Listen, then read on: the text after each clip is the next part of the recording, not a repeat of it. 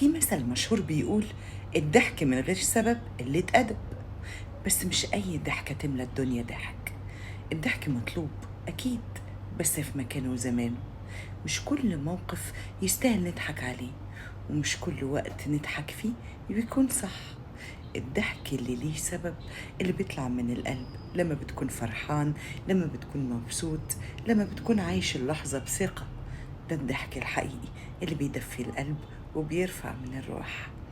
أما الضحك اللي بيجي من غير سبب، أو على حساب حد في وقت من الأوقات، أو في موقف صعب، أو الدنيا بيكون فيها مشاكل كتير، ده ممكن يكون بيبان إنه قلة احترام للناس اللي حوالينا ولحجم الموقف.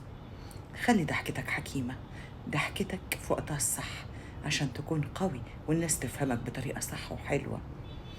ودايما خليكوا فاكرين، الدنيا مرة بسيطة، احنا بنحليها بحبة كراميل.